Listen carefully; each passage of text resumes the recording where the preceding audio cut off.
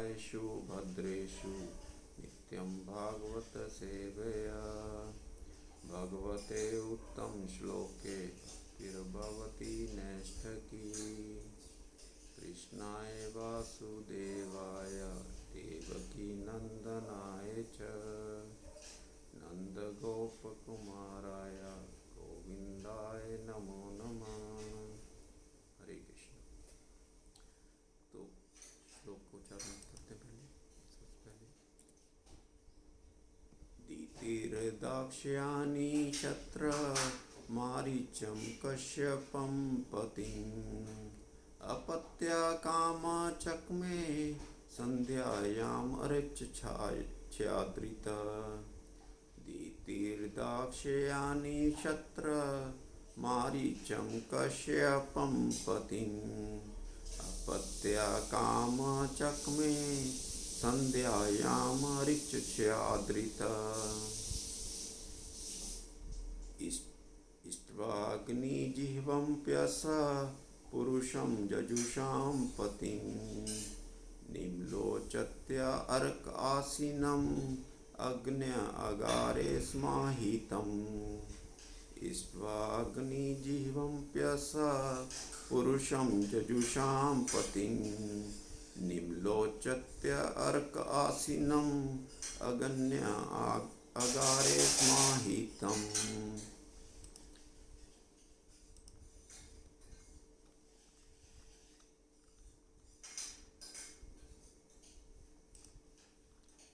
दीतिरुवाच एष मां त्वत्कृते विद्वन् काम आतश्रासन दुनोति दीनां विक्रम्य रम्भामिव मतङ्गजा।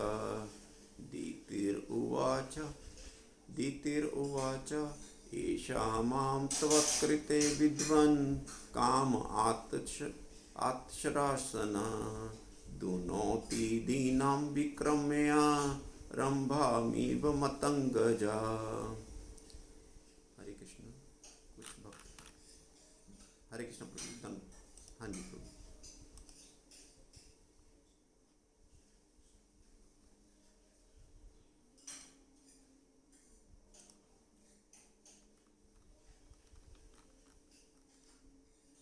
हरे कृष्ण माता जी धन्यवाद।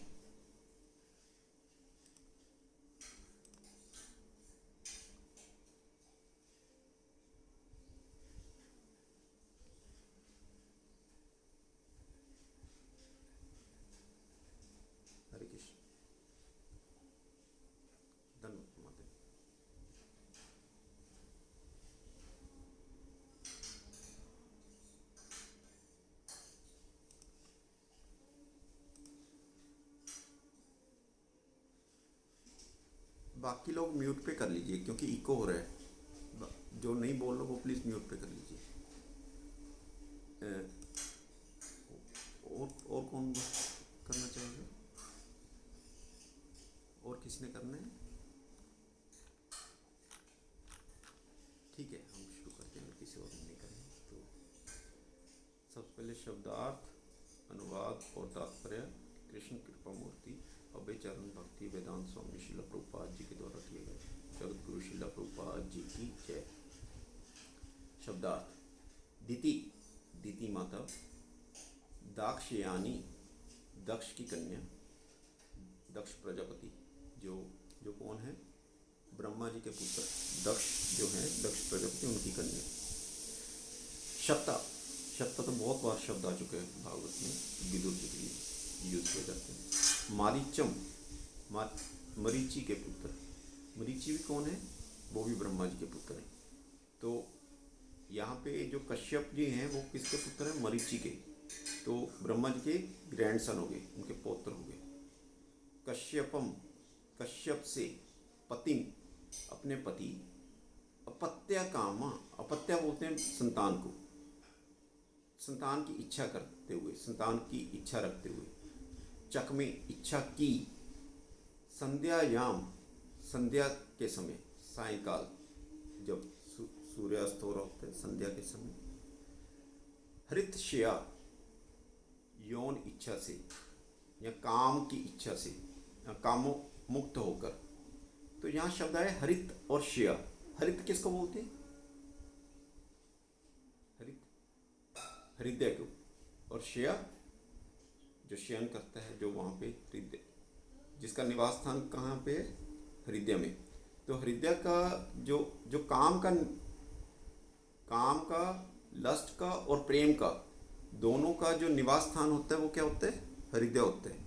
तो काम, जब हमारा प्रेम जागृत हो जाता है, जब काम प्रेम में कन्वर्ट हो जाता है, तो काम ही एक्चुअली कहा जाए तो उल्टा बोल रहा हूँ मैं, प्रेम ही जब इस जगत में हम आते हैं, जो भगवान का प्रेम होता है, वो परवर्टेड इमेज होने के कारण, परवर्टेड रिफ्लेक्शन होने के कारण, ये जो भौतिक जगत में परवर्टेड रिफ्लेक्शन होने के कारण, छाया होने के कारण, यहाँ पे सब कुछ द्वंद्व में हो जाता है। और जो जितनी अच्छी चीज़ उस जगत की होती है, उतनी ही बेकार चीज़ इस जगत में हो जाती है। तो जो भगवान का प्रेम है वही किस में कन्वर्ट हो जाता है? वो यहाँ काम में कन्वर्ट हो जाता है। तो लव लस्ट में कन्वर्ट हो जाता है। तो हृत छेया जो हृदय में रहते हैं, तो हर समय तो हमारे काम जागृत नहीं रहता।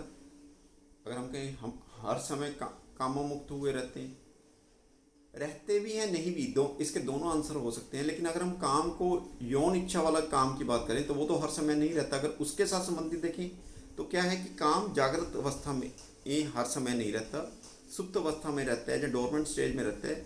जब हमारा काम वासना जागती है तो वो क्या होता है? एक्टिव हो जाते हैं, जहाँ जागृत अवस्था में आ जाते हैं।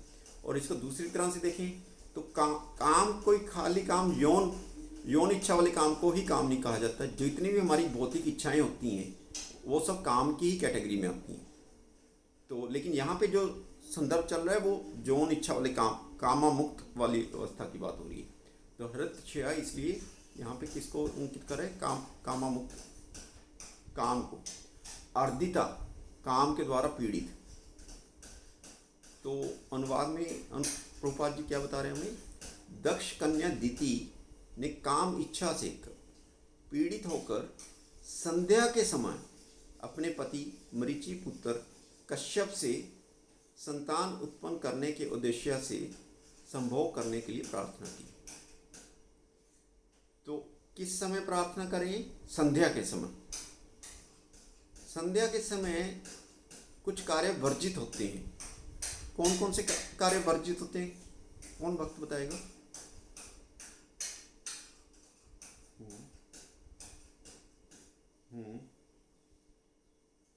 और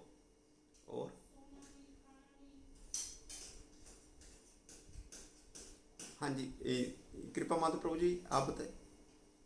सॉरी, मुझे लगा आपने हैंड रेज की, सॉरी। तो एक्चुअली जानवर और इंसान में चार चीज़ें कॉमन होती हैं। एक पशु में और एक इंसान में चार चीज़ें कॉमन होती हैं। कौन कौन सी? आहार, निद्रा, भय और मैथुन। जो जानवर और इंसान में चार चीज़ें कॉमन होती हैं, वो चारों चीज़ें निषेध होती हैं इस टाइम पे। ना तो आहार करना होता है, ना निद्रा करनी होती है, ना ही मैथुन करना होता है, और ना ही भय करना होता है। कोई भय नहीं करना होता। भय क्या हमारे हाथ की चीज़ है कि हम भय किस टाइम करें किस टाइम ना करें? प्रश्न उठ सकता है ना कि भय कोई मेरे कंट्रोल की चीज़ थोड़ा कि भय मुझे कब होना चाहिए और कब नहीं होना चाहिए। तो इसका क्या आंसर होना चाहिए कि जब मैं कह रहा हूँ कि चार जो पशुप्रति वृत्तियाँ हैं वो चारों नहीं होनी चाहिए, उसमें तो भय भी आ गया। तो भय कैसे नहीं किया जाएगा उस समय? संध्या के समय भय कैसे नहीं किया जाएगा?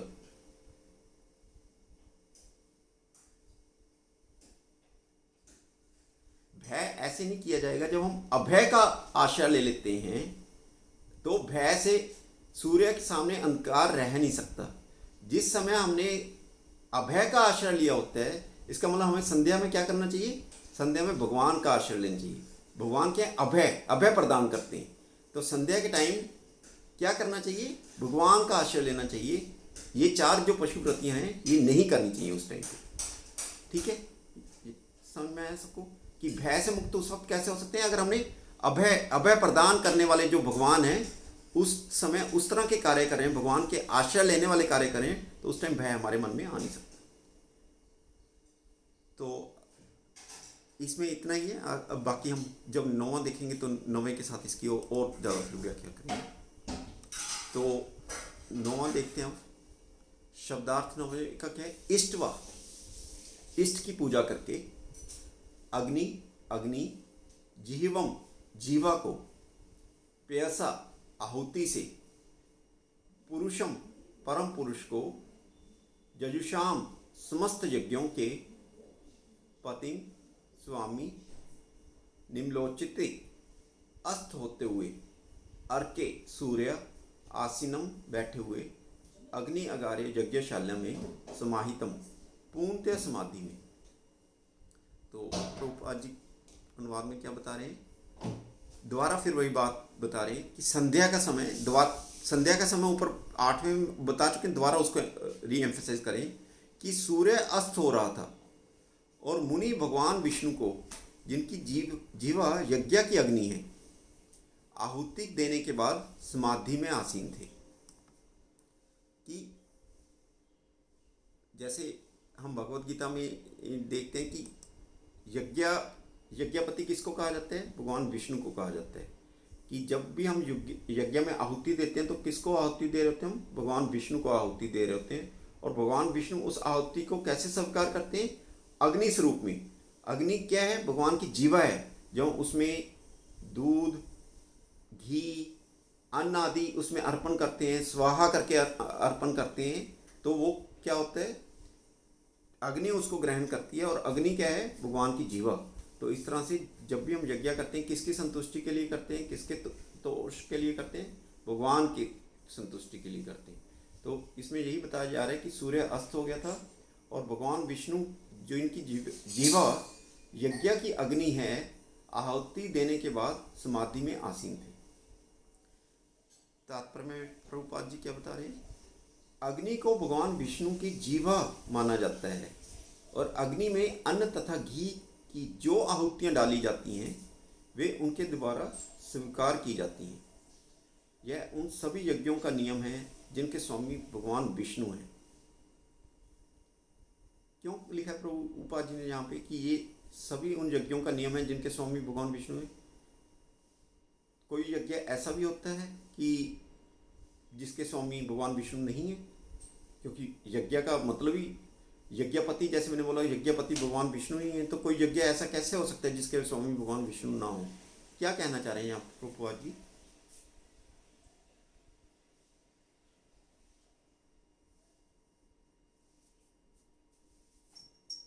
कौन बताएगा? क्या बताना चाह रहे हैं यहाँ पे प्रभुपाद जी? कि यह उन सभी यज्ञों का नियम है जिनके स्वामी भगवान विष्णु हैं। ये प्रभुपाद जी इसलिए बता रहे हैं कि जो यज्ञ भगवान भक्त करता है वो भगवान की प्रसन्नता के लिए करता है। उसको पता होता है कि यज्ञपति भगवान विष्णु हैं। जो भक्त नहीं है, चाहे वो किसी भी फॉर्म में हो, भले ही वो अध्यात्मवादी क्यों ना हो, लेकिन वो जो यज्ञ किए जाते हैं, क्योंकि उनको ये नहीं पता होता कि ये यज्ञ किस लिए किया जा रहा है, भगवान विष्णु की प्रसन्नता के लिए किया जा रहा है, इसलिए उनको वो नियम ही नहीं पता, तो वो भगवान विष्णु को प्रसन्न कैसे करेंगे? फॉर इंस्टेंस, जैसे आर्य समाजी लोग होते हैं, वो अग्निहोत्र यज्ञ करते हैं और हर रोज़ करते हैं। हम भक्त लोग तो कभी कोई यज्ञ करते होंगे, हालांकि हमारा भी यज्ञ रोज़ होता है। हमारा जो यज्ञ है वो क्या है? संकीर्तन यज्ञ। इस कलयुग में जो हम यज्ञ करते हैं वो क्या करते हैं? संकीर्तन यज्ञ। वो भी हम नित्य नियम करते हैं। लेकिन जो अग्नि स्वरूप, जो वेदही में जैसे हम आहुति डाल के जो यज्ञ करते हैं, वो तो भक्त लोग हमेशा नहीं करते। लेकिन जो आर्य समाजी लोग होते हैं वो हर रोज़ सुबह सुबह यज्ञ करते हैं। लेकिन आर्य समाजी लोग क्योंकि भगवान विष्णु की सत्ता को नहीं मानते, तो उस तरह के जैसे अग्निहोत्र यज्ञ वो करते हैं, तो वो भगवान विष्णु की प्रसन्नता के लिए नहीं माने जाते। और उसके भी नीचे फिर कौन होते हैं? जो तमोगुनी, ये जो तांत्रिक लोग होते हैं, ये भी सो कॉल्ड यज्ञ करते हैं। लेकिन उसमें तो भगवान विष्णु तो छोड़ो, वो तो किसी के अहित करने के लिए, किसी का नुकसान करने के लिए यज्ञ किया जाता है, तो वो उस तरह के यज्ञ नहीं माना जाता। सबको बात समझ में आई यहाँ प्रभुपाद जी क्या डिफ्रेंशिएट करें?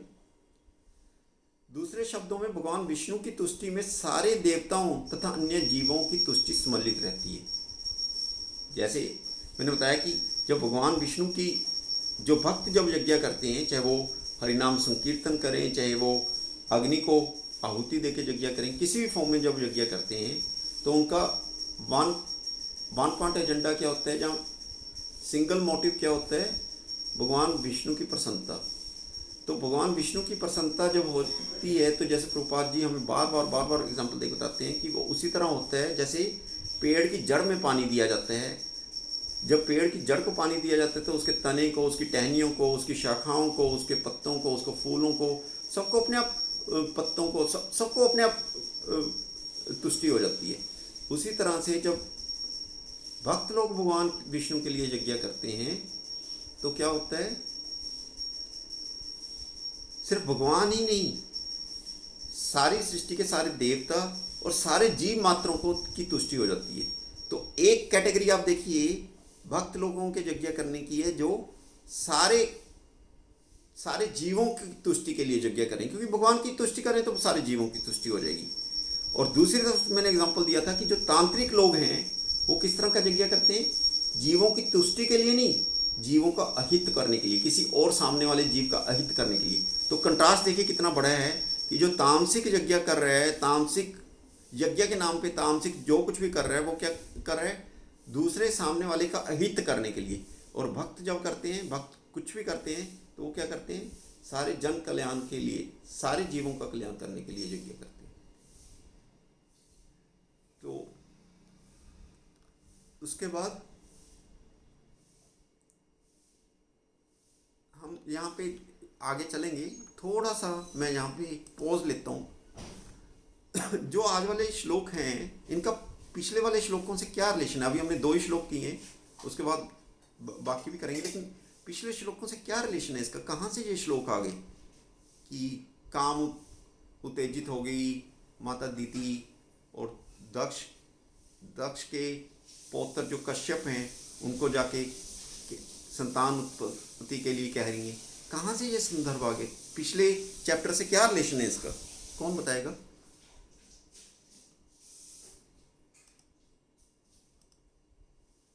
पिछले चैप्टर में हमने क्या पढ़ा था, पहले मैं आपको वो याद दिला देता हूँ। पिछले चैप्टर में हमने पढ़ा था कि वरा अवतार पढ़ा था, कि वरा अवतार भी दोनों तरह का हमने पढ़ा था, कि श्वेत वरा और नील वरा, जो स्वयंभू मनु और चक्षुषु मनु के टाइम पे वरा अवतार हुआ था, उस टाइम पे हमने वरा अवतार का पूरा चैप्टर वरा अवतार पे था, वरा अवतार की प्रकट्या पे। तो ये दीति माता कश्यप ये कहाँ से आ गया, यहाँ पे क्यों ये संदर्भ आ रहा है। उर्मिला माता जी आपने हैंड रेस किया, बताइए। हाँ जी,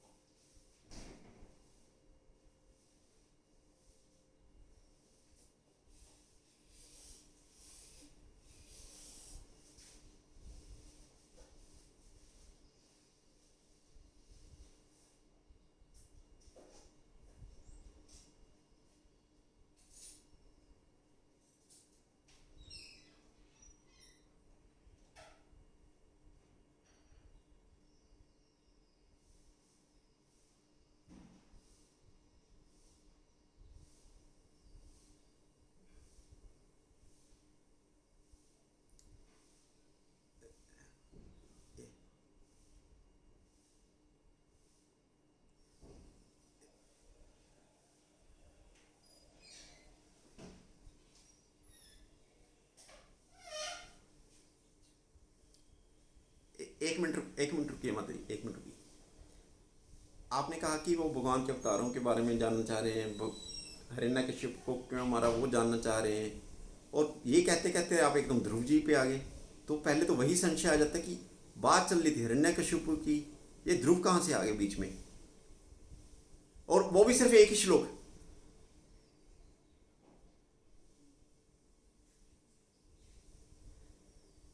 हाँ, तो उसके पहले श्लोक में क्या बताया था, उसके पहले श्लोक में माता जी ऐसा हुआ था, एक मिनट, सौम्यंदर ने भी एड्रेस किया, आप भी कुछ ऐड करना चाहते हैं इससे पहले कि मैं इस पर टिप्पणी करूँ। सौम्यंदर प्रभु, सौम्यंदर प्रभु आप अनम्यूट करके बोलिए। ठीक है, मेरे ख्याल में गलती से हो गया हुआ। हाँ जी, हाँ जी, अशोक मत।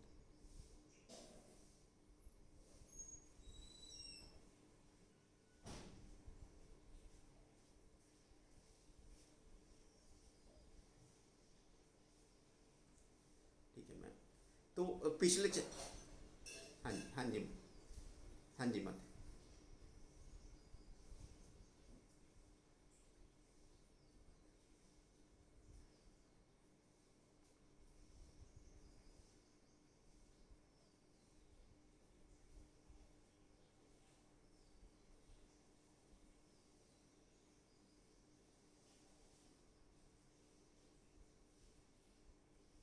बहुत अच्छे, बहुत अच्छे। सबका सबका सबका सब अगर हम आंसर मिला लें तो पूरा आंसर हो जाता है, पूर्ण आंसर हो जाता है। तो कोई ये मत माने कि मेरा गलत था उसका सही है। लेकिन फिर भी मैं एक सीक्वेंस में बताता हूँ कि हुआ क्या था कि जब पिछले अध्याय में हमने हिरण्याक्ष बेसिकली वरा अवतार को बहुत अच्छे से सुना।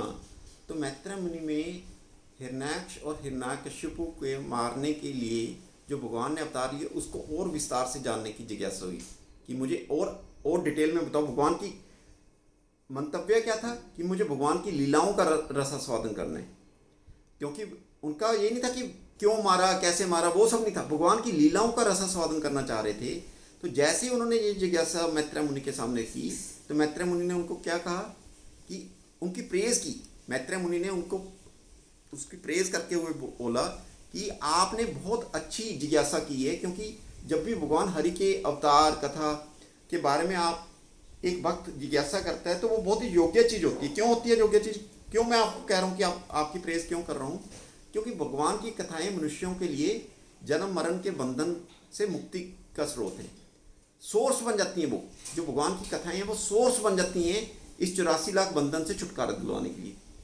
अब उसको प्रमाणित करने के लिए अब कोई बात कह रहे हैं यहाँ पे मैत्रेय मुनि, उसका प्रमाण देके जो अगला श्लोक ध्रुव जी वाला श्लोक बताया है वो as a evidence, as a प्रमाण दे रहे हैं कि मैं जो बात कह रहा हूँ कि कोई अतिशयोक्ति नहीं कर रहा, कोई एग्जैजरेट करके बात नहीं कह रहा। मैं आपको एग्जांपल देके बता रहा हूँ। उन्होंने कहा देखो नारद जी से सुना था, कथाएं सुनकर ध्रुव जी को ज्ञान प्राप्त हुआ।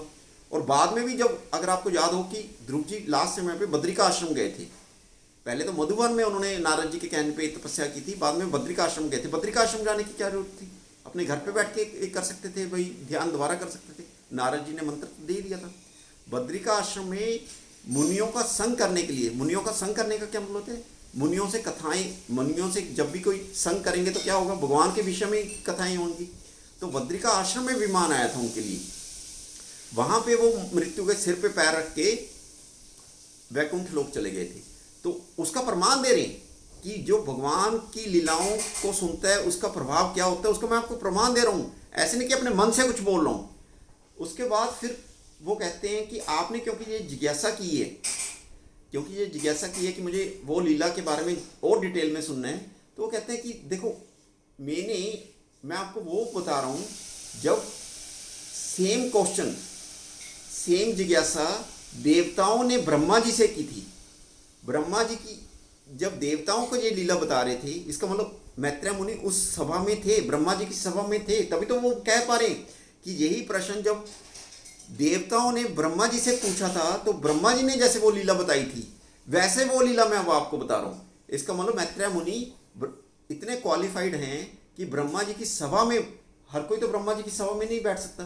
तो देवताओं को जो ब्रह्मा जी ये कथा बता रहे थे, ये लीला बता रहे थे, वही लीला मैं अब आपके सामने प्रस्तुत करूँ। अपने मन से प्रस्तुत नहीं कर रहा, सुपीरियर अथॉरिटीज से जैसा मैंने सुना है, पूर्ववर्ती आचार्यों से जैसा मैंने सुना है, वैसा आपके सामने प्रस्तुत कर रहा हूँ। ऐसे विदुर जी को बता रहे।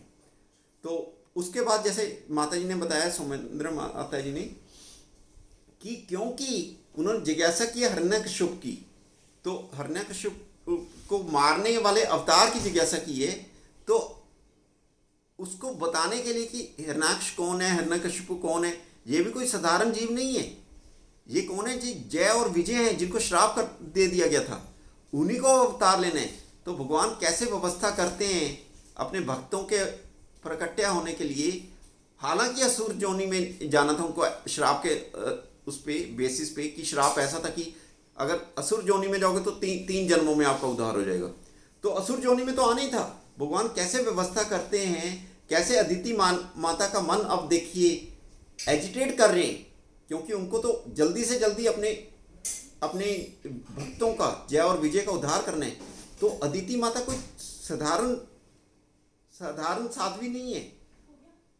देवी हैं, साध्वी हैं, लेकिन उनके माध्यम से, क्योंकि वहां पे प्रकट्य करवाने कश्यप मुनि और अदिति माता के यहाँ पे प्रकट्य करवाना है, तो इस कारण से क्या करवा रहे हैं, उनके मन को एजिटेट करवा रहे हैं, ऐसी व्यवस्था कर रहे हैं कि ऐसा हो ताकि हिरण्याक्ष और हिरण्यकशिपु का जन्म हो पाए। तो इस तरह से तो 8वें और 9वें में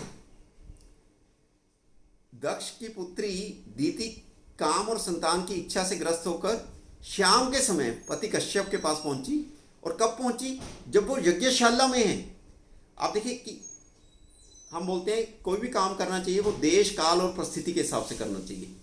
काल क्या है, संध्या काल, काल खराब है।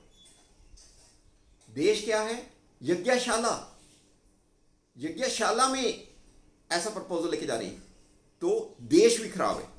परिस्थिति क्या है, वो भगवान के ध्यान में है पूरी तरह भगवान के ध्यान में पूरी तरह मतग्रस्त हैं, पूरी तरह भगवान के ध्यान में समाधि लगी हुई है उनकी। तो परिस्थिति भी एकदम प्रतिकूल है। तो ना देश ठीक था, ना काल ठीक था, ना परिस्थिति ठीक थी, फिर भी उन्होंने कैसा प्रपोजल जाके दिया कश्यप मुनि को कि मुझे संतान उत्पन्न करने के लिए संभोग करना है। तो इस तरह से ऐसा, इसलिए ये बताया गया कि कौन सा समय था, क्या कर रहे थे उस वक्त कश्यप मुनि, कि ये बता रहे हैं कि देश काल और परिस्थिति तीनों के तीनों अनफेवरेबल थे जब ये प्रपोजल दिया गया। उसके बाद फिर 10 से लेके 15, मैं सारे श्लोक नहीं करूंगा, I want steel the thunder for next speakers, but just मैं आपको एक समरी बता रहा हूँ कि 10 और 15 में क्या हुआ। अब क्या दीति माता कोई साधारण नारी हैं, उनको नहीं पता कि मैं कैसा प्रपोजल लेके जा रही हूँ और किस देश में, किस काल में, किस परिस्थिति में लेके जा रही हूँ। तो क्या उनको इस बात का ज्ञात नहीं है? ये ज्ञात होते हुए भी अनजस्टिफाइड को जस्टिफाइड करने के लिए वो क्या क्या तर्क दे रही हैं, वो 10 से लेके 15 तक है।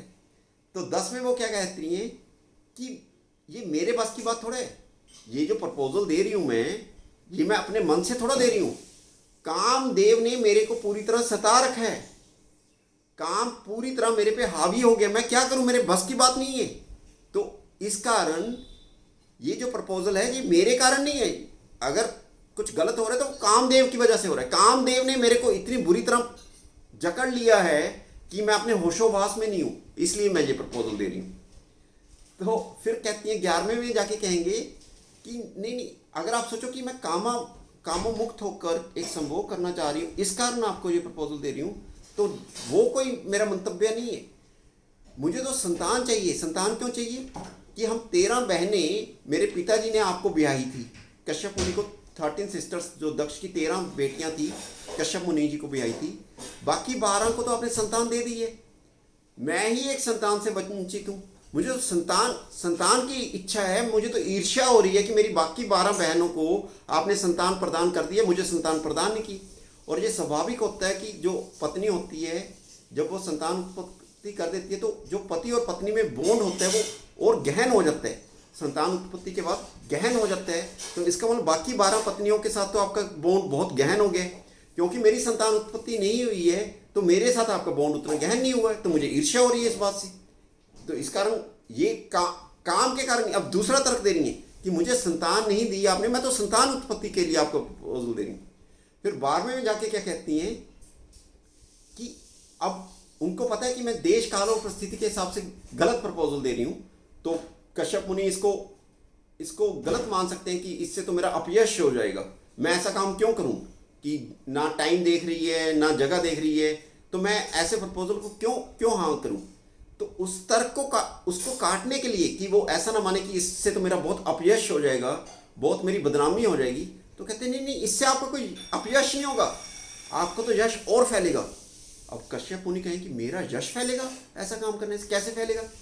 कहते जब आप अपनी तरह विद्वान, अपनी तरह बहुत क्वालिफाइड संतान उत्पन्न करोगे, संतान जब कोई संतान का फेम होता है तो पेरेंट्स का फेम तो स्वाभाविक ही हो जाता है। जब आप अपने जैसे गुणों वाली संतान मेरी गर्भ से पैदा करोगे और वो संतान के कारण हम दोनों का फेम होगा, तो हमारा दोनों का यश बढ़ेगा। तो आप ऐसी कोई चिंता मत करो कि आपका अपयश हो जाएगा।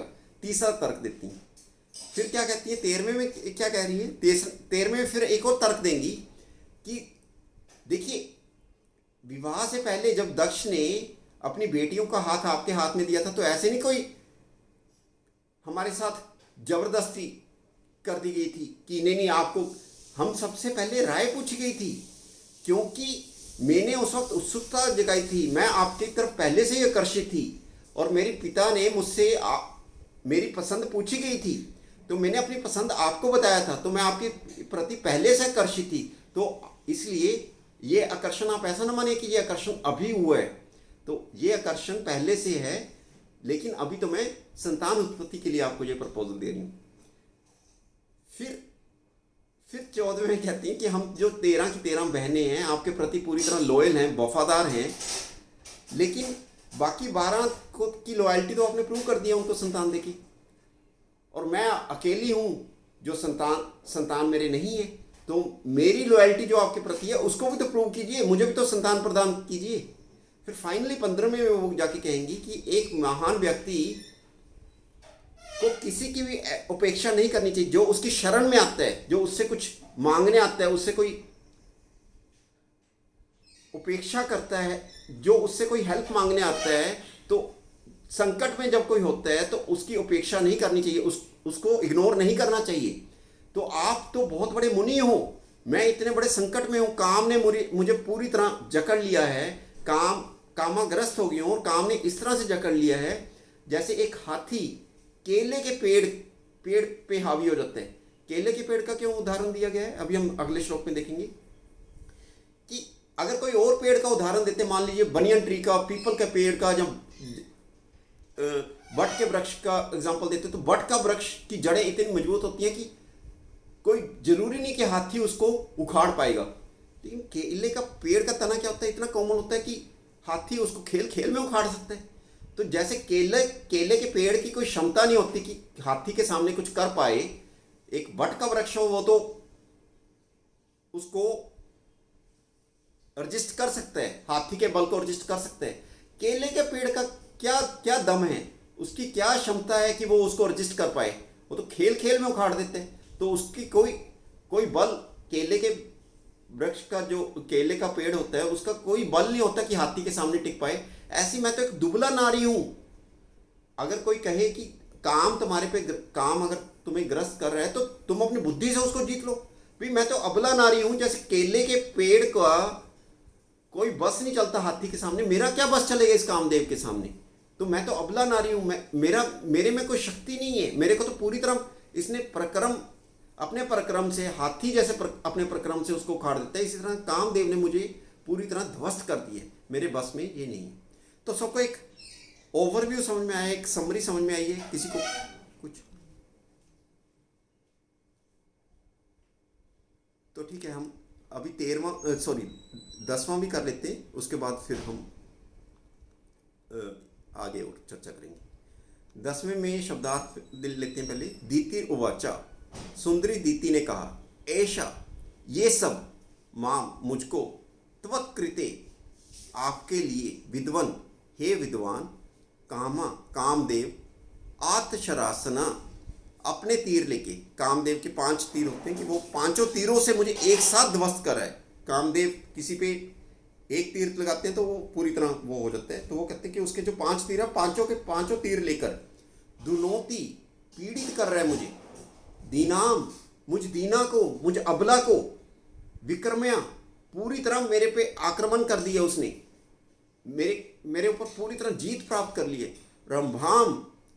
रंभा बोलते हैं केले को, रंभाम केले के वृक्ष पर, ईव सदृशा मतम गजा, जैसे गज जो कि पूरी तरह मत होता है, पूरी तरह इंटॉक्सिकेटेड होता है, जिस गज को मदिरा पिला दी जाए उसको बोलते हैं मत गजा। तो मतम गजा एक उन्मत्त हाथी के सामने जैसे केले का वृक्ष रुक नहीं पाता, उसी तरह मैं अबला नारी, जब मेरे ऊपर कामदेव ने अपने 5 तीर पूरी तरह छोड़ दिए, मैं अबला नारी क्या कर पाऊंगी, मेरे को तो पूरी तरह उन्होंने आक्रमण कर दिया है, मेरे को पूरी तरह पीड़ित कर दिए। तो इसलिए हे विद्वन मैं क्या कर सकती हूँ। तो प्रभुपाद जी अनुवाद में क्या बता रहे हैं, उस स्थान पर सुंदरी दीति ने अपनी इच्छा व्यक्त की, हे विद्वान, कामदेव अपने तीर लेकर मुझे बलपूर्वक उसी तरह सता रहा है जिस तरह उन्मत्त हाथी एक केले के वृक्ष को जब जोड़ता है। तो तात्पर्य में प्रभुपाद जी बता रहे हैं, अपने पति को समाधिस्थ देखकर सुंदरी दीति ने जोर जोर से बोलना शुरू किया। इसकी हम बहुत आगे और बहुत अच्छे से व्याख्या करेंगे कि ऐसे नहीं कि आके कान में फुसला रही हैं या धीरे से बोल रही हैं समाधि देख के, बहुत जोर जोर से पूरा, जैसे जब शक्ति होती है, जो माताएं लोग पूरे रोश में आ जाती हैं जब उनको कोई अपना काम करवाना होता है, तो हम समझ ही सकते हैं कि किस तरह से बोला होगा। अब उनको अपना काम करवाना था तो किस लहजे से कैसे बोला होगा कश्यप मुनि को, तो वो उस तरह से बता रहे हैं कि जोर जोर से बोलना शुरू किया। उसने अपने शारीरिक हाव भाव से उन्हें आकृष्ट करने का प्रयास नहीं किया। कि जो फेमिनिन टेंडेंसी होती है, जो नारी रूप होता है, उसमें आकृष्ट करने की बिना बोले भी भगवान ने उनको बहुत कला दी होती है किसी को अपनी तरफ आकृष्ट करने की। जिस तरह से वो ग्लैंस करती हैं, जिस तरह से वो देखती हैं, जिस तरह से वो स्माइल पास करती हैं, जिस तरह से वो चलती हैं, जिस तरह से, तो किसी को भी आकर्षित करने के लिए उनको बहुत बहुत हथियार दे रखे होते हैं। इसलिए माया का स्वरूप कहा जाता है। जो माताओं लोगों को या नारी लोगों को माया का स्वरूप कहा जाता है कि वो ग्लैंस करके, अपनी तिरछी आंखों से देख के, एक स्माइल पास करके, या जिस तरह से वो मटक के चलने से किसी को भी अपनी तरफ आकर्षण कर सकते हैं। लेकिन यहाँ पे वो कह रहे हैं कि उन्होंने अपने शारीरिक हाव भाव से उनको आकर्षित करने का प्रयास नहीं किया। अब प्रश्न हो सकता है क्यों नहीं किया भाई, कैसे कर सकते हैं? वो तो कश्यप मुनि तो आंखें मूंद कर समाधि में लगे हुए हैं। वो अब कितना भी ग्लैंस करते रहे, कितना भी स्माइल पास करते रहे, कितना भी मटक के चलते रहे, कश्यप मुनि को थोड़ा पता लगेगा कि वो मेरे को आकर्षित करने की कोशिश करेंगे। वो तो समाधि में, आंखें बंद है उनकी। और उसके बाद कहते हैं कि एक तो होता है ऐसे इशारों से, अपने शरीर के हाव भाव से, उसके बाद होता है कुछ कान में आके बहुत मधुर सा बोलना, फुसलाना, शब्द के माध्यम से नहीं किया उन्होंने। शब्द के माध्यम से क्यों नहीं किया? जैसे एग्जांपल मैं दे रहा हूं, विश्वामित्र को जब मेनका ने उन भटकाया था, तो कैसे भटकाया था? कोई आके अपने शरीर के हाव भाव, पायल की आवाज से, तो शब्द से उनको आकर्षित कर लिया था। इस तरह से यहाँ पे ये प्रश्न उठ सकता है कि जोर जोर से बोलने की क्या जरूरत थी? उसी तरह से जैसे विश्वामित्र को मेनका ने किया था, उसी तरह से ये पायल का सहारा ले सकती थी, या उनके कान में आके कुछ ऐसा मीठा स्वर बोल सकती थी जिससे कि वो आकर्षित हो जाते। कह रहे वो तो भगवान की समाधि में लगे हुए थे, बाह्यावस्था नहीं थे उनको, पूरी तरह भगवान के चिंतन में थे। वो भगवान के चिंतन में थे, तो उनको क्या बाह्यावस्था ही नहीं थी, तो बाहर की शब्द क्या सुनाई देना था? तो ऐसे में उनको कुछ सुनाई नहीं देना था, तो इस कारण उनको जोर जोर से बोल के अपनी बात रखनी पड़ी। ठीक उसी तरह जैसे कामदेव शिव जी का ध्यान भंग करने आते हैं, तो पहले तो बहुत कुछ करते हैं, नहीं सब कुछ कर पाते, क्योंकि शिव जी का एकदम ध्यान लगा होता है, अपने प्रभु के प्रति उनका ध्यान पूरी तरह लगा होता है। तो फाइनली फिर कामदेव उन पर अपने काम के तीर छोड़ते हैं, तब उनका ध्यान भंग करने की कोशिश करते हैं। तो फिर क्रोधित होकर शिव भगवान उनको क्या कर देते हैं? उनका जिस्म भंग कर देते हैं, उनकी काया को पूरी तरह जला देते हैं। इसीलिए काम का कोई स्वरूप नहीं माना जाता, काम का कोई स्थूल रूप नहीं माना जाता, काम को कोई देख नहीं पाता। तो यहाँ पे बताया जा रहा है कि क्योंकि स्थिति क्या थी, आंखें मूंद रखी थी उन्होंने, भगवान के ध्यान में पूरी तरह लगे हुए थे, और इस कारण से अदिति माता को क्या करना पड़ा? जोर जोर से बोल के अपनी बात रखनी पड़ी। अब आप देखिए कि आप बहुत ही ध्यान पूर्वक कोई जप कर रहा हो, और उस वक्त आपको आके कोई डिस्टर्ब करे, उस वक्त आके कोई आपके साथ शॉपिंग का प्रपोजल दे कि चलो मॉल जाके शॉपिंग करते हैं, मुझे ये खरीदना है, तो कैसा प्रतीत होगा कि बिल्कुल आप पूरा फोकस्ड वे में, पूरा कंसंट्रेटेड वे में भगवान का पूरा मन से जप कर रहे थे, और उस वक्त कोई आपको आके इस तरह का प्रपोजल दे कि शॉपिंग करने जाना है, ये करने जाना है, तो अपराध जैसा महसूस होता है।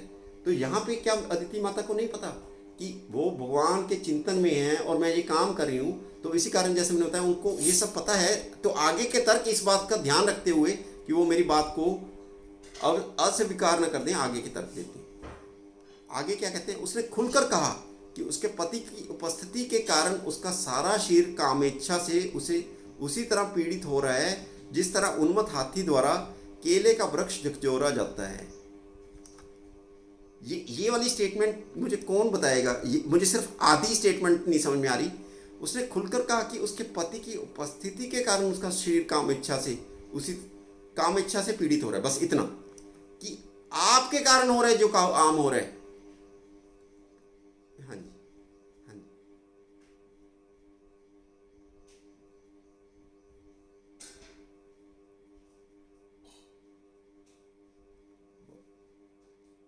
बहुत अच्छा, बहुत अच्छा। इसको दूसरी तरह से हम माता जी ऐसे समझ सकते हैं कि एक जनरल टेंडेंसी रहती है कि मेरी कोई गलती नहीं है, जो गलती है सब कुछ पति देव की गलती है, आपके कारण हो रहा है जो गलत काम हो रहा है। अगर मेरे में काम आ भी रहा है तो वो आपके कारण आ रहा है। क्यों आ रहा है, क्यों आ रहा है आपके कारण? क्योंकि अगर मैं अकेली होती, आप होते ही ना मेरे सामने, अगर मैं अकेली होती तो काम मेरा क्या बिगाड़ लेता। अभी तो उन्मत्त हाथी की तरह, जैसे केले का पेड़ का कोई बस नहीं चलता, इस तरह से मेरे को प्रभावित कर रहा है। लेकिन मान लीजिए आप मेरे सामने होती ना, आप होती ना, तो क्या कर लेता काम मेरा, क्या बिगाड़ क्या लेता मेरा काम। इसीलिए मेरा कुछ बिगाड़ पा रहा है कि आप सामने हो, इसलिए काम मेरे को उत्तेजित कर पा रहे हैं। आप सामने नहीं होगे तो काम कैसे उत्तेजित कर पाएगा मेरे को। तो इसमें भी आपका ही दोष है कि आप मेरे सामने हो, इसलिए मेरा आकर्षण हो रहा है, इसीलिए काम मेरे पे विजय प्राप्त कर पा रहा है। तो इसलिए पति देव पे ही उंगली उठा रही है कि आप ही इसके जिम्मेदार हो। आप जिम्मेदार हो तो आप ही इसका सोल्यूशन भी आप ही निकालो। उसके बाद कहती है, यद्यपि समाधि में लीन पति को चलायमान करना मतलब एजिटेट करना। समाधि में है उनके पति, तो उसे स्वाभाविक नहीं लगा। उसको खुद को पता कि ये कोई ठीक काम नहीं कर रही मैं। फिर वो क्या कह रही है कि मुझे पता है कि मैं गलत काम कर रही हूँ। आप समाधि में हो, भगवान के चिंतन में हो, आपको इस टाइम मैं आपके मन को एजिटेट कर रही हूँ, लेकिन मैं क्या करूँ, मेरे बस में नहीं। मैं तो दुर्बल अबला नारी हूँ। मेरे पे प्रबल काम इच्छा से इतनी बुरी तरह प्रबलता से मेरे पे हावी हो गए काम। अब मैं किसके पास जाऊँ, किसकी शरण हूँ? यहाँ पे और कौन है, किसकी शरण हूँ मैं? आप ही तो हो मेरे सामने, आप ही तो मेरे पति परमेश्वर हो। आपकी शरण नहीं लूँगी तो किसकी शरण लूँगी? अगर मैं किसी समस्या में हूँ, किसी संकट में हूँ, और ऐसा संकट, और संकट भी कोई छोटा मोटा संकट नहीं, मेरे पे इतना काम वासना का इतना बुरी तरह उसने मेरे पे आक्रमण कर दिया है कि मुझे इस तरह से लग रहा है कि मैं अपने प्राण ही त्याग दूंगी। जब कोई प्राण त्यागने वाले संकट आ जाए तो उस वक्त कोई मॉरल प्रिंसिपल्स की चिंता करता है क्या? मैं कौन से मॉरल प्रिंसिपल्स की चिंता करूं? मेरे तो प्राण संकट में आए हुए हैं, इतना बुरी तरह मेरे पे काम दे हावी हो गए, मेरे को अपने प्राणों की चिंता हो रही है। मैं अब मॉरल प्रिंसिपल्स की चिंता करूं क्या आपकी, कि आप क्या कर रहे हो इस टाइम?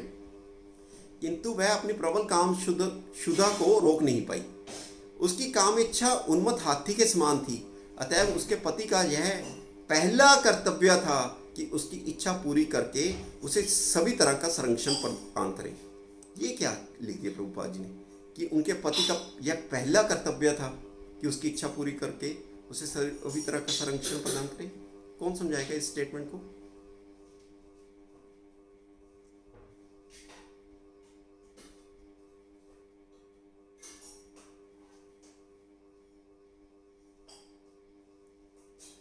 बहुत अच्छा है माता जी।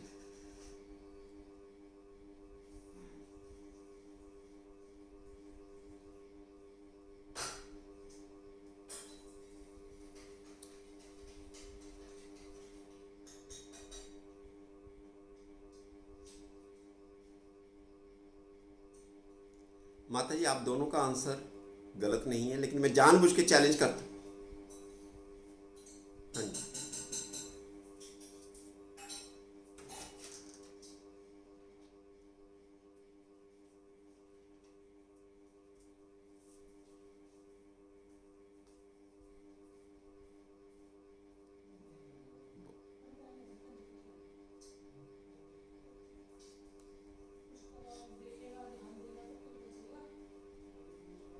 आप तीनों का आंसर सही है, लेकिन फिर भी मैं, हाँ तो मैं ये नहीं कह रहा कि किसी का भी आंसर गलत है, लेकिन मैं फिर भी आपको शास्त्र के माध्यम से चैलेंज कर रहा हूँ ताकि हम थोड़ा और डीप जा पाए इस पे।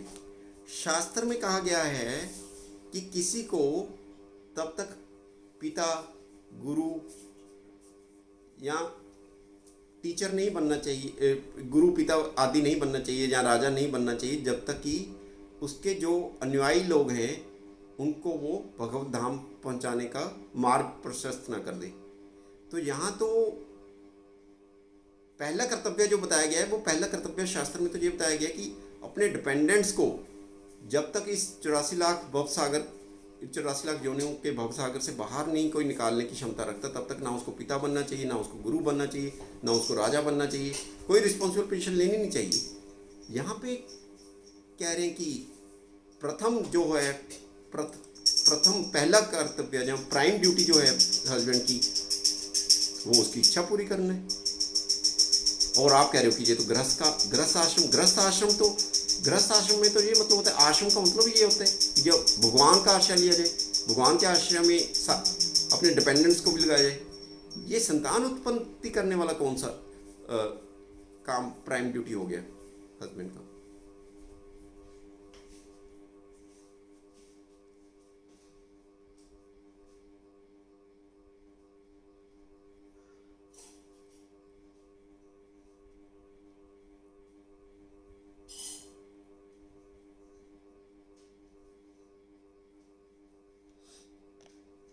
ठीक है, मैं इन्हें जानबूझ के ये आपको किया कि कभी भी ना संतुष्ट नहीं होना चाहिए अपने आंसर से। ये क्रॉस क्वेश्चनिंग मैंने इसलिए की थी, जैसे वकील लोग करते हैं ना कोर्ट्स में, उससे क्या होता है कि हमारी जो अंडरस्टैंडिंग होती है डीप होती है। जब हम उसको क्रॉस क्वेश्चन करते हैं ना तो फिर हमें एक्चुअल हम स्थापित हो पाते हैं कि जो मैं कह रहा हूँ पूरे कॉन्फिडेंस से कह रहा हूँ, मुझे अब कोई कैसे भी क्वेश्चन पूछ ले मैं हिलूंगा नहीं अपनी बात से। तो एक जस्ट मैंने आपको झलक दिखाई थी कि जब कोई क्रॉस क्वेश्चन कर देते हैं ना, हम शेकन हो जाते हैं, एकदम डाउटफुल हो जाते हैं कि क्या मेरा प्रश्न का आंसर सही था। तो अगर हमने उस क्रॉस क्वेश्चन को भी एड्रेस कर दिया तो that means we are firmly standing on our principles. तो इसमें दो तीन बातों का है। एक तो पहले वो बोल चुके हैं कि अगर कोई विद्वान व्यक्ति के संकट के समय विद्वान व्यक्ति के पास आता है और हेल्प मांगता है तो उसकी उपेक्षा करना कोई विद्वता नहीं होती, वो मूर्खता होती है, वो विद्वता के बिल्कुल अगेंस्ट होती है।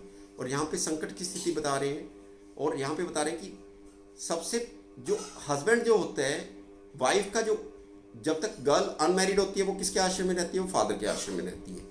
जब गर्ल की मैरिज हो जाती है तो उसका जो एकमात्र आश्रय हो जाता है, भगवान के बाद जो एकमात्र आश्रय होता है, इनफैक्ट पतिव्रता स्त्री जो होती है वो जब अगर अपने पति अगर एकदम चेस्ट वाइफ होगी, पति को ही परमेश्वर मानेगी, पति का ही अगर आश्रय लिया हुआ है तो उसको अलग से भगवान, क्योंकि पति भी अगर भक्त है तो पति का 50% तो वैसे ही उस पत्नी को मिल जाएगा, बिना कुछ किए मिल जाएगा, क्योंकि उसने पत्नी की सेवा की है। हमारे पास कितने सारे एग्जाम्पल हैं। देवहूति माता क्या किया था उन्होंने? सिर्फ कर्दम मुनि की सेवा की थी, भगवान के लिए कोई ध्यान नहीं करी थी, कोई कुछ नहीं करी थी, लेकिन कर्दम मुनि से पहले भगवत धाम मिला उनको, कर्दम मुनि से पहले भगवत धाम मिला। तो ऐसे बहुत सारे एग्जाम्पल्स हैं जहाँ पे अगर पत्नी पतिव्रता है, चेस्ट वाइफ है, तो उसका एकमात्र आश्रय क्या होता है? उसके पति होते हैं। और पति अगर उसके संकट की चिंता नहीं करेगा तो वो अपने प्राइम ड्यूटी का फुलफिलमेंट नहीं कर रहा। तो इस तरह से पुपाद जी बता रहे हैं। और दूसरा, अगर इसको हम भौतिक दृष्टि से देखें कि अब कामग्रस्त तो हैं, अब मान लीजिए कोई प्राणी कामग्रस्त हो गया और उसकी काम की इच्छा इतनी प्रबल है कि वो कह रही कि मेरे प्राण निकल जाएंगे, कि मैं अब मॉरल प्रिंसिपल्स की क्या चिंता करूं, मेरे प्राण तक निकल जाएंगे। तो उस वक्त अगर पति उसको फुलफिल नहीं कर रहा, उसके काम को शांत नहीं कर रहा, तो वो तो काम शांत, अपने आप तो काम शांत होएगा नहीं।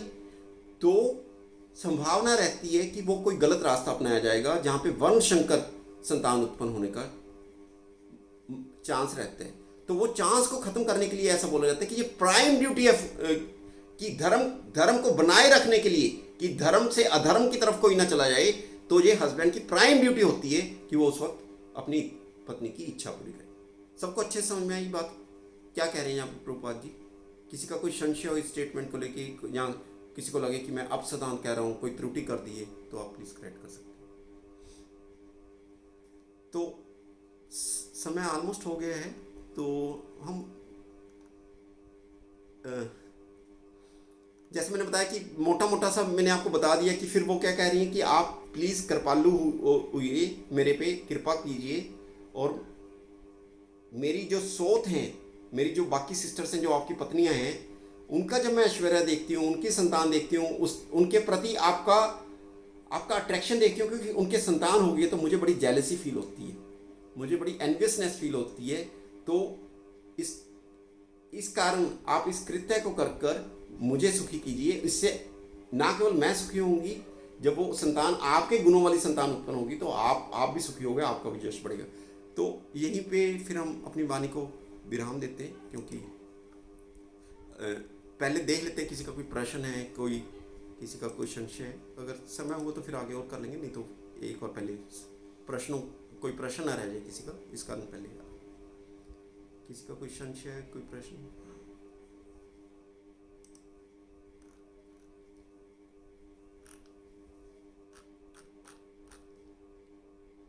मुझे अच्छे से आपको प्रश्न समझ नहीं आया, मतलब आप थोड़ा सा अच्छे से बताइए मुझे।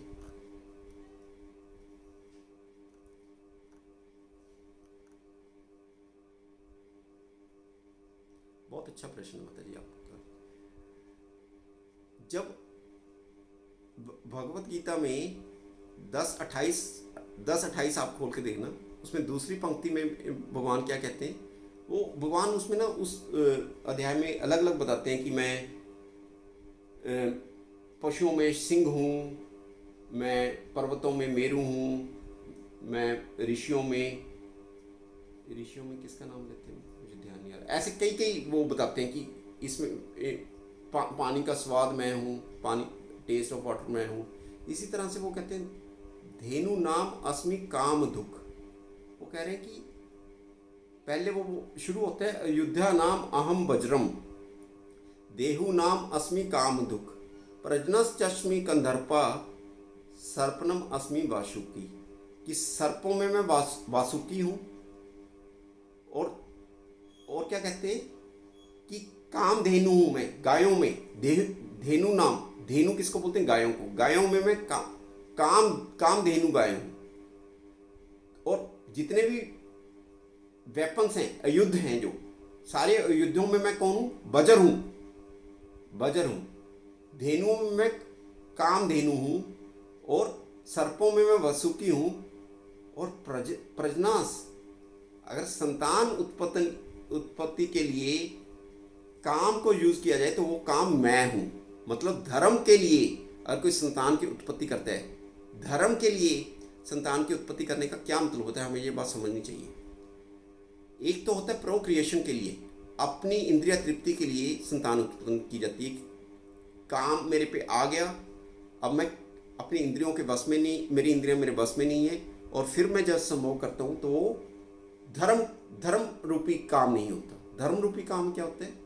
धर्म रूपी काम होता है कि जब मैं अपनी ड्यूटी मान के कि मुझे एक ऐसे जीव को अपनी यात्रा आगे करने के लिए मौका देना है, ताकि उसको शरीर प्रदान हो, ताकि वो जीव यात्रा करते हुए वापस भगवान के धाम पहुंच पाए, भगवान के चरणों का आश्रय ले पाए। इस मंतव्य से जब संतान उत्पत्ति की जाती है, तो फिर वो कैसे की जाती है? गर्भोधान संस्कार किया जाता है कि संभोग करने से पहले भगवान पे में पूरा मन फंसा लिया जाता है, भगवान के चरणों में। गर्भोधान संस्कार का मतलब होता है कि जिस रात्रि को संभोग करना होता है, उस रात्रि से पहले दिन में दोनों पति और पत्नी को कम से कम भगवान के पवित्र नामों का 1 लाख नाम का जप करना होता है। इसको बोला जाता है गर्भधान संस्कार। कि एक जीव को, एक बहुत पवित्र जीव को गर्भ में धारण किया जाता है। कैसे किया जाता है? भगवान का चिंतन करके, कि दोनों पति और पत्नी जब दिन में कम से कम 1 लाख भगवान के नामों का जप करते हैं, ताकि एक बहुत शुद्ध जीव उनके गर्भ में धारण कर पाए और आगे अपनी यात्रा पूरी कर पाए। अच्छी संतान के लिए जो काम किया जाता है वो काम जो होता है वो भगवान कहते हैं वो काम मैं हूँ। लेकिन अपनी इंद्रिय तृप्ति के लिए जो काम किया जाता है वो तो हम जानते हैं कि हमें इस संसार के बंधन में फंसाता है। तो अगर कोई संतान इस मंतव्य से उत्पन्न करता है कि मुझे जीव को मौका देना है उसकी यात्रा को आगे बढ़ाने के लिए, तो वो संतान तो जब तरेगी तब तरेगी, उससे पहले माता पिता तर जाते हैं। जैसे जब सुनीति की जो अभी हमने कहा कि इसमें ध्रुव महाराज का एग्जाम्पल दिया गया था, तो ध्रुव महाराज के लिए जब विमान आया था तो उनको याद आया कि मेरी माता सुनीति जिन्होंने मुझे मार्ग प्रदर्शन किया था, जिनके कहने पे उन्होंने कहा था कि हाँ भगवान ही आपको जो भी आपकी इच्छा है वो पूरी कर सकते हैं, तो माता ने मुझे मार्ग दिखाया था। तो जैसे उनको ध्यान आया उन्होंने कहा कि रुको रुको रुको, मेरी माता, पहले मेरी माता को लेके आओ। वो कह रहे हैं कि क्या बात कर रहे हो प्रहलाद जी, आपका विमान पीछे है, माता का विमान आगे है। आपकी माता का वो देखो आगे चल रहा है विमान, आपकी माता पहले जा रही है आपसे पहले भगवत धाम। तो इसी तरह से जब कोई माता पिता इस तरह से मनन करके संतान की उत्पत्ति करते हैं तो उनका भगवत धाम जाना पहले निश्चित हो जाता है, संतान तो बाद में जाएगी, माता पिता पहले चले जाते हैं। Does that answer that question माता जी? और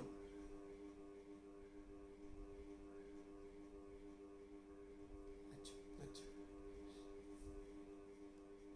हरे कृष्ण।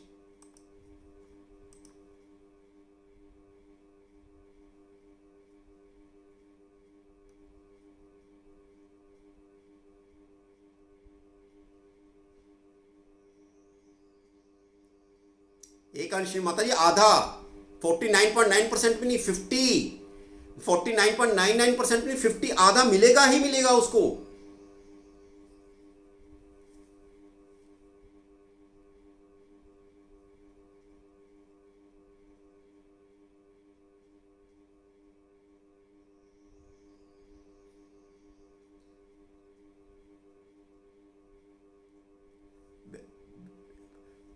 पति पति उससे ज़्यादा अनफॉर्चुनेट हो ही नहीं सकता, क्योंकि पति को पत्नी का कभी नहीं मिलेगा।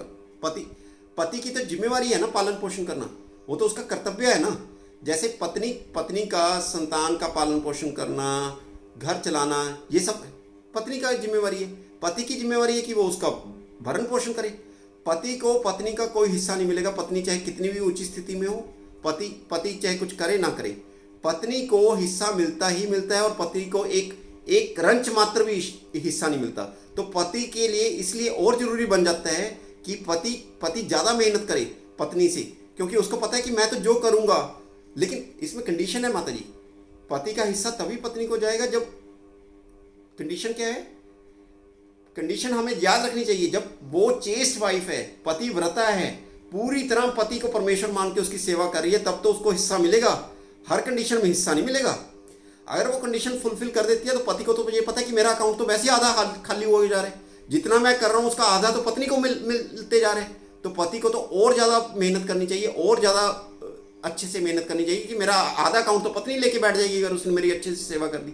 तो पति को तो, अगर पति नहीं कर रहा तो उससे मूर्ख कोई नहीं है, उससे अनफॉर्चुनेट कुछ नहीं है, क्योंकि उसका अपना अकाउंट, पत्नी से कुछ मिलना नहीं है, अपना अकाउंट खाली रख के बैठा हुआ है। जबकि होना उल्टा चाहिए कि वो और डबल मेहनत करनी चाहिए, जितनी वो मेहनत कर रहे हैं उससे डबल मेहनत करनी चाहिए, क्योंकि उसको पता है आधा अकाउंट तो मेरा वैसे ही खाली हो जाएगा अगर पत्नी ने मेरी ठीक से सेवा कर दी।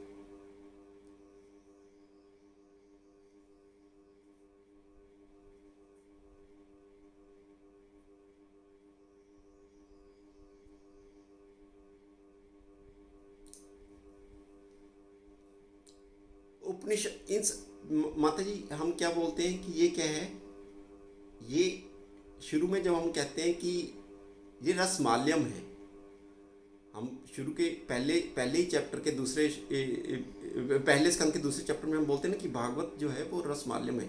रसमाल्यम क्या है कि ये पका हुआ फल, जैसे हम फल की बात करें, आम की बात करें, बहुत ही स्वादिष्ट आम हो, बहुत ही स्वादिष्ट, और उसके ऊपर शुक्र तोते ने चोंच भी मार दी हो तो उससे मीठा फल मिलना बहुत मुश्किल है। लेकिन उस फल की भी हम क्या कल्पना करें कि उस फल में भी क्या होगा, उसमें गुठली भी होगी, उसमें छिलका भी होगा, उसमें गुदा भी होगा, खाली रस तो होगा नहीं उसमें। आज तक आपने कोई ऐसा फल देखा जो सिर्फ रस का ही बना हो, जिसमें ना कोई छिलका हो, ना कोई गुदा हो, ना कोई बीज हो, ना कोई गुठली हो। लेकिन भागवतम को क्या बताया गया कि ये रस का बना हुआ है, इसमें ना कोई गुदा है, ना कोई बीज है, ना कोई गुदा, कुछ नहीं है, इसमें रस का बना हुआ ये फल है। तो उपनिषद जो करते हैं, क्योंकि उनका पहली बात तो उपनिषद के करने के लिए, वेद पढ़ने के लिए हमारी जो वृत्ति होनी चाहिए वो हमेशा सात्विक होनी चाहिए, तब तो वो उपनिषद या वो जो वेद हैं हमें समझ में आएंगे। उपनिषद क्या है? वेद का ही एक तरह से एक्सटेंशन है उपनिषद। तो अगर हमारी वृत्ति तो सात्विक नहीं है, अब उसमें से हम क्या ही हमारे को समझ में आया, हम क्या मिस इंटरप्रिटेशंस करेंगे, क्या समझ में आएगा, क्या उसका क्या का क्या बनाएंगे, वो हम सब समझ सकते हैं। तो भागवत को बोला गया कि ये जितने भी उपनिषद हैं, जितने भी वेद हैं, उन सब का पका हुआ फल का रस है ये। तो अगर इसको छोड़ के हम ऐसा फल की इच्छा करें जो अभी पता भी नहीं है पका भी हुआ है या नहीं, और उस फल तक हमारा हाथ पहुंचेगा भी या नहीं, पेड़ पे बहुत ऊंचा लगा हुआ है फल तक पहुंच, तो वो श्रम एव ही केवलम की कैटेगरी में आ जाते हैं कि श्रम तो हम बहुत कर रहे हैं, फल के पता नहीं कि फल हमें मिल पाएगा या नहीं, उस रसास्वादन को हम चख पाएंगे या नहीं, श्रम एव ही केवलम वाली कैटेगरी में वो पहुंच जाते हैं। डज दैट आंसर माता जी?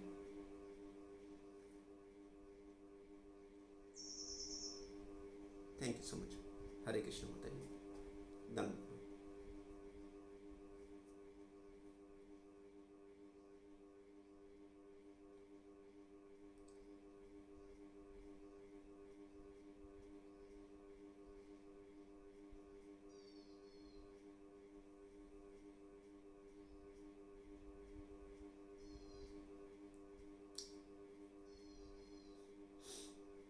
माता जी के प्रश्न का कोई कोई पहले टिप्पणी करना चाहेगा? पहले मैं आपके रिस्पॉन्सिव जानता हूँ, इससे पहले कि मैं आंसर करूँ।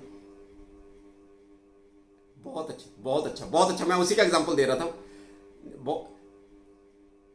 हाँ, अच्छा, ठीक है, ठीक है माता जी, बहुत अच्छा एग्जांपल दिया आपने। किसी और का, किसी और की कोई अलग आंसर या कोई और प्रतिक्रिया? माता जी ने कुछ क्वेश्चन पूछा, उसका सब कृष्णा माता जी से ही एग्री करें या किसी और का कोई अलग मत भी है?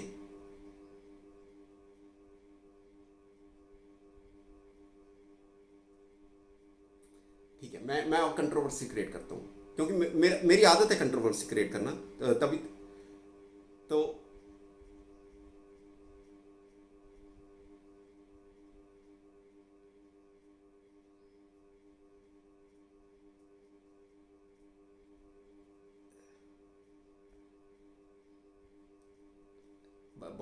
ठीक है, मैंने बोला ना, मैं कंफ्यूज करने में मुझे बड़ा मजा आता है, तो कंट्रोवर्सी क्रिएट करता हूँ। हाँ जी, सौमेंद्र माता जी कुछ कहना चाह रहे हैं? हाँ जी।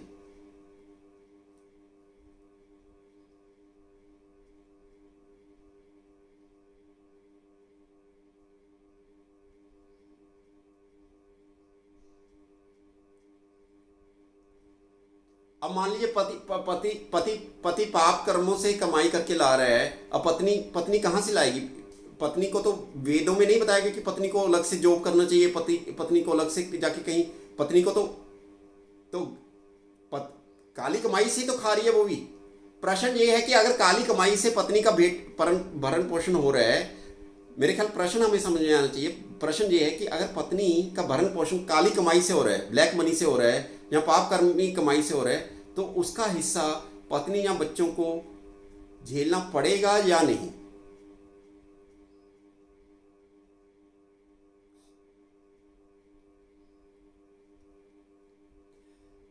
लेकिन माता जी ने इतना सुंदर हमें एग्जाम्पल दिया, इतना सुंदर एग्जाम्पल दिया कि जो वाल्मीकि बाद में हुए थे वो उससे पहले मरगारी थे। मरगारी को नारद जी ने बोला था कि ये जो तू कर्म कर रहा है, तुझे क्या लगता है कि ये कर्म का जो फल मिलेगा वो तेरे साथ कोई साथ निभाएगा तेरे कर्मों को भोगने के लिए? उसने कहा हाँ, जब मेरे सारे परिवार के लिए मैं करता हूँ, सबका भरण पोषण करता हूँ, वो मेरा साथ निभाएंगे। कह रहे अच्छा जाके पूछ के आ पहले तू। वो पूछने गया, कह रहे हम क्यों तेरा साथ निभाएं? हमारा काम थोड़ा है भरण पोषण करना, तेरा काम है, तूने सोचना है कि तूने किस तरह से हमारा भरण पोषण कर रहे हैं। हम तो तेरे पे आश्रित हैं, तू जैसे हमें ला के देगा हम तो वैसे खाएंगे। हम हम कहाँ से रिस्पॉन्सिबल हैं कि तू किस तरह से कर रहा है, किस तरह से नहीं। तो वो एकदम उदास होकर नारद जी के पास आता है कि उन्होंने तो मना कर दिए, उन्होंने मना कर दिए। तो माता जी ने बहुत बहुत अच्छा शास्त्र से एग्जाम्पल उठा के बताया हमें कि उस एग्जाम्पल से तो ऐसे लगता है कि बिल्कुल भी साथ नहीं निभाना पड़ता, लेकिन वो पूरी तरह ठीक नहीं है। जब उस एग्जाम्पल से हमें क्या समझ में आता है कि अगर कोई कहे कि बिल्कुल बराबर का साथ निभाया जाएगा, कि मैंने तो अपने लिए तो कमाई नहीं की, अपने परिवार के लिए की है, तो परिवार को भी बिल्कुल बराबर का हिस्सेदार होना चाहिए। उन्होंने बराबरी के हिस्सेदारी के लिए मना कर दिया था। लेकिन अगर हम ये कहें कि उनको उसका बिल्कुल अंश मात्र भी नहीं मिलेगा, वो ठीक नहीं है। कुछ ना कुछ प्रपोर्शन में उनको उसका झेलना पड़ेगा। कैसे झेलना पड़ता है? वो डायरेक्टली नहीं झेलना पड़ता, वो इनडायरेक्टली झेलना पड़ता है। जब हम पाप की कमाई का भरण पोषण कर रहे होते हैं तो हमारे संस्कार जो होते हैं उस तरह के बन जाते हैं कि हमें पाप करने के लिए प्रताड़ित करते हैं। तो हमारा जो बीज पड़ता है,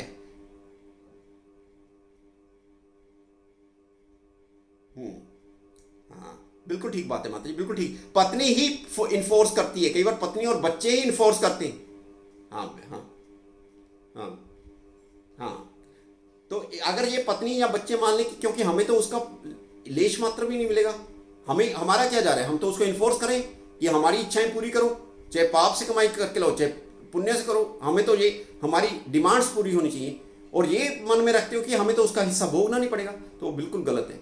भागवत में कहा गया है कि एक राजा को भी एक, हाँ जी हाँ जी, तो हाँ, तो राजा को भी, माता जी मैं आगे एक्सप्लेन कर रहा हूं कि जो राजा भी है, भागवत में कहा गया कि प्रजा के पुण्य या प्रजा के पाप का 1/6, पूरी प्रजा का 1/6 भागीदार राजा होता है। अगर राजा पूरी प्रजा का, क्योंकि राजा को क्या माना जाए, प्रजा का भरण पोषण करने वाला माना जाता है, और राजा को उसका हिस्सा मिलता है, तो यहाँ पति या पत्नी को तो ये बिल्कुल मिलता है माता जी।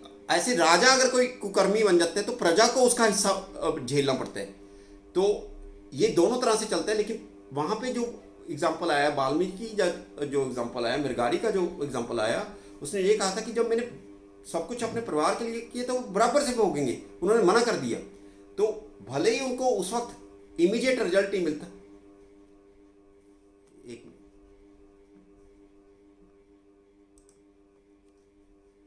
तो भरण पोषण जब किया जाता है तो परिवार को इस बात का ध्यान करना चाहिए कि हमें इस बात के लिए प्रोत्साहित करना चाहिए कि हमें शुद्ध कमाई से कम कम खा के जी लो, कम में गुजारा कर लेंगे, लेकिन शुद्ध कमाई से गुजारा करना है। ये कभी नहीं सोचना चाहिए कि उस वक्त हमें हिस्सा नहीं मिलेगा। जरूर मिलेगा, कम मिलेगा लेकिन जरूर मिलेगा, ऐसा नहीं हो सकता। इसलिए मैंने कहा था मैं कंट्रोवर्सी क्रिएट करने जा रहा हूँ। तो हालांकि वो एग्जाम्पल से ऐसे लग रहा है कि बिल्कुल नहीं मिलेगा, लेकिन ऐसा नहीं है, क्योंकि जिस तरह का आप अन्न खाते हो उसी तरह का आपका मन बनता है। जैसा खाओ अन्न वैसा रहे मन, ऐसी नहीं ये कहावत है, क्योंकि आपके संस्कार उस तरह के डेवलप हो जाते हैं, वो कहीं ना कहीं जाके फलित होते हैं, आपसे पाप करवा के ही रहते हैं, आपको इनडायरेक्टली उसका फल भोगना पड़ता है।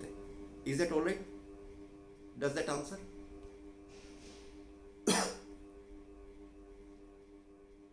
हाँ, जो भी कर्म किए जाते हैं, अपने कर्म तो हम माता जी, जो हम भौतिक कर्म, मैंने क्या बोला कि जो भौतिक कार्य हैं, जो उसका आध्यात्मिक कार्य है उसका 50% मिलेगा। कर्म तो हमें अपने ही भुगतने होते हैं सबको। कर्म क्या होते हैं? कर्म होता है, विकर्म होता है और अकर्म होता है। यहाँ जो बात हो रही है 50% बांटने की, 50% शेयर करने की, वो किसकी बात हो रही है? वो अकर्मों की बात हो रही है। जो भगवान के प्रति कार्य किए गए हैं, जो अकर्म किए गए हैं, जो हमने वो क्रेडिट्स इकट्ठे किए हैं, उसका 50% पत्नी को मिलेगा। कर्म हर इंसान को, हर जीव को अपने भुगतने होते हैं। कर्म कभी किसी के साथ बांटे नहीं जाते। कर्म और विकर्म अपने अपने भुगतने होते हैं। तो अगर वो कोई विकर्म कर रहा है तो वो तो उसको भुगतने, उसका 50% पत्नी को क्यों जाएगा? बिल्कुल नहीं जाएगा। ऐसी चाहे वो विकर्म करे, वो सारे भुगतने पड़ेंगे। लेकिन मैं ये कह रहा हूँ कि उन विकर्मों के कारण जो उसने गलत कार्य किए, उसका जो फल है, उन विकर्मों का जो फल है वो क्या है? कमाई है। उस कमाई के कारण भोजन बना, उस भोजन को हमने भी ग्रहण किया। क्योंकि हमने भोजन को ग्रहण किया, उसके संस्कार हमारे पे आएंगे। मैं आपको एग्जांपल देके बताता हूँ ताकि ये बिल्कुल क्लियर हो जाए हमारे को, इसकी कोई भी बिल्कुल कंफ्यूजन न रहे। वृंदावन में एक वैश्या थी, वृंदावन में नहीं, एक वैश्या थी। वो बहुत गलत काम करती थी। मैं संक्षेप में बता रहा हूँ ताकि मैं क्रक्स पॉइंट पे पहुंच पाऊँ। तो एक बार उसको एक साधु का संग मिल जाता है, तो वो पूरी तरह मतलब प्रायश्चित करती है कि मैंने तो पूरा जीवन अपना ये गलत काम करके ही किया है, मैं कैसे प्रायश्चित करूं, कैसे प्रायश्चित करूं। तो साधु उनको कहते हैं कि आप एक काम करो, जितनी भी आपने कमाई की है, जितनी भी कमाई की है आज तक, वो सारी कमाई का त्याग कर दो। त्याग कैसे करना है, जाके इसको मंदिर में दान दे दो, और आज के बाद ऐसा कोई काम मत करना, और भगवान का भजन करो आप, तो आपका प्रायश्चित हो जाएगा। इस तरह से बता वो जो साधु होते हैं उनको मार्ग बताते हैं। तो वो वैश्या क्या करती है, वृंदावन में एक मंदिर में जाके पूरा धन अपना डोनेट कर देती है। जो वो धन डोनेट हुआ होता है, जो वो धन डोनेट हुआ होता है, उसी से उस दिन भंडारा किया जाता है। और भंडारा तो प्राय साधु संत लोग ही, क्योंकि वो खुद से तो रसोई पकाते नहीं है, वो साधु संत आके करते हैं। उस दिन साधु संतों ने आके वो भंडारा पाया, तो सारे साधु संतों का स्वास्थ्य खराब हो गया। अगले दिन आके पुजारी को पकड़ लिया उन्होंने कि हमें ये बताओ कि कल जो भंडारा बना था, वो भंडारा किन पैसों से बना था, वो भंडारा किसके पैसे। तो पुजारी बता देता है कि वैश्य। तो उसको बहुत डांट लगाई जाती है कि तुमने वैश्या के धन से भंडारा करके हमें खिला दिया गया। अगर मान लीजिए उस कमाई के धन से वो जो भोजन बना था, वो भोजन करने से अगर उनको कोई फर्क ना पड़ रहा होता, तो उनका स्वास्थ्य कैसे खराब हो जाता उन साधु महात्माओं को। तो उसका असर आता ही आता है, हम किस तरह का अन्न पा रहे हैं, किस तरह की कमाई का अन्न पा रहे हैं। इसलिए मैंने आपको एक प्रैक्टिकल एग्जांपल से समझाया है कि किस तरह के अन्न को हम पा रहे हैं, उसका असर हमारे पे आएगा ही आएगा। ऐसा हो नहीं सकता कि उसका असर हमारे पे ना आए। Is that all right?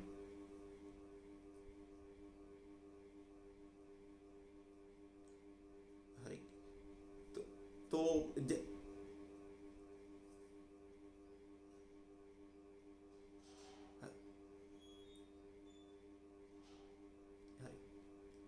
हरे कृष्ण, हरे कृष्ण, हरे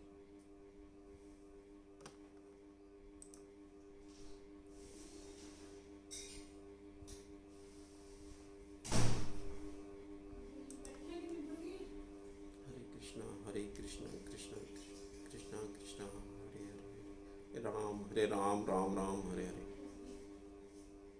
आप सभी भक्तों का बहुत बहुत धन्यवाद, आपने इतने धैर्य से सुना, बहुत बहुत धन्यवाद। श्रीमद् भागवत श्रील प्रभुपाद जी की जय। ग्रंथराज श्रीमद् भागवत महापुराण की जय। संवेद भक्त वृंद की जय। Hare Krishna. Thank you so much. Hare Krishna.